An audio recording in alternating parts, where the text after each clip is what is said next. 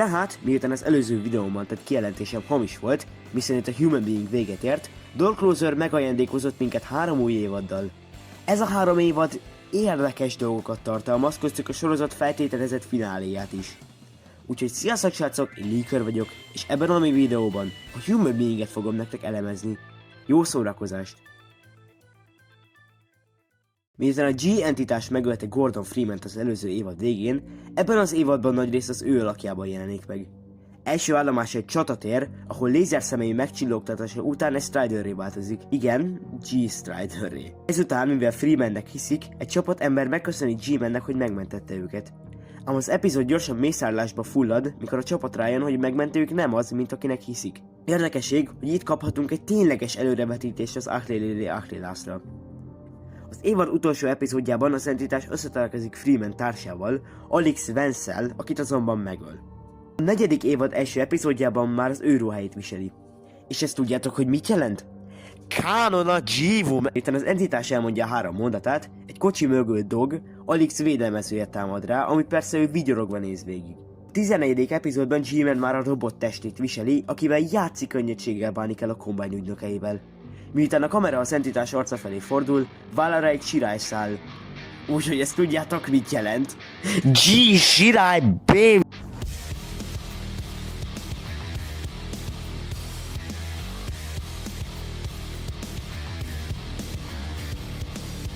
Szóval, miután drága G sirályunk kitombolta magát, vigyorogva elfordítja a kamerát egy nagyon ismerős tárgy felé. Így hát a 4. évad fináléjában G-Man már Na várjunk, ez mégsem ő. Igen! G-Poti alakjában szeli át a Fellegvár előtti utcákat. Az entitás hirtelen lelassul, majd a Fellegvárra nézve elüvölti magát. Maga a Fellegvár a Combine főhadiszállása a földön. Az 5. évad első epizódjában G-Man már egy Overwatch Elite Combine katonatestében pusztítja a Fellegvárban tartózkodókat. Elpusztítja egy csomó másik elitet, egy Shawnee Stridert, majd egy kisebb szobába érve 2 stalkeret talál rá, akik leegyszerűsítve a Combine által átmutált és megkínzott emberek. A következő epizódban az entitás már egy ilyen stalker testében áll az égő Fellegvárban. Ám G-Man már képtelen kontrollálni magát, és folyamatosan üvölt egyet, akárhányszor ki akar mondani valamit. Az epizód végén az entitást megtámadja a Combine Advisor. A 19. epizódban az entitás a Dark Fusion reaktor, vagyis a Fellegvár fő energiaforrása körül aprítja az elit ügynököket. Miután el is pusztítja az energiagömböt, tovább repül egészen Dr. Wallace Breen a Fellegvár vezetőjének irodájáig. Az entitás minden hezitálás nélkül átszúrja a férfi mellkasát, vagy elüvölti magát. A 20. epizódban már nincs káosz. Nincs csata, csak a rend és nyugalom. Az entitás Dr. Breen ruháiban áll az összeomló Fellegvár tetején. A férfi mosolyogva néz körbe. Már épp véget érne az epizód, amikor hirtelen minden megfagy. Szép munka. Hallatszik egy férfi hangja, ahogy a kamera elfordul, az igazi G-Man tűnik fel. Szép eredményeket mutattál. Igazán büszke vagyok, hogy én lehetek az alapmodelled. Olyan tökéletesen olvadsz be bármilyen társadalomba, miközben ilyen pusztító erőt rejtesz magadban. Potenciál, amit kimutattál, tényleg határtalan. Biztos vagyok, hogy jó hasznodat fogjuk venni más világokban. Az évad végéhez érkeztünk, amit még nincs vége a történetnek. A videó ugyanis 3 választási lehetőséget ajánl fel. Az első befejezésben az entitás elfogadja G-Man ajánlatát, és a Beatbox Multiverse világába kerül.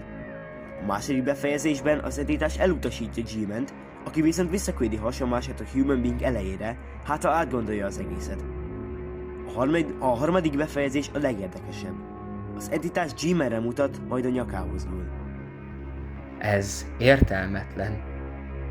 Én halhatatlan vagyok, mondja a férfi, mielőtt az entitás eltöri a nyakát. A lény G-Man ruháit felvéve egy fehér kaput nyit meg, majd a fény elvakít minket.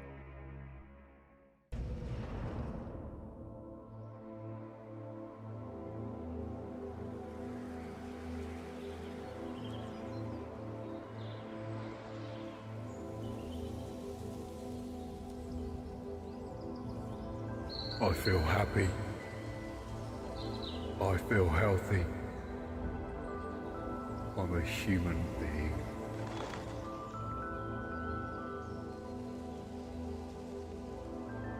Így az entitás az lehet, amiben mindig is válni akart. Egy boldog, egészséges, emberi lény. Nekem személy szerint nagyon tetszik a lezárás, mind a három.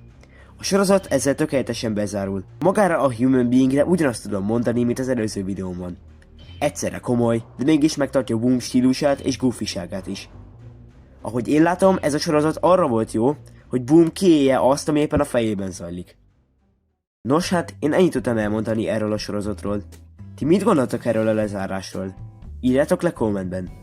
Minden esetre én Leaker voltam, találkozunk legközelebb, és maradjatok boldogok, maradjatok egészségesek, és maradjatok emberi lények.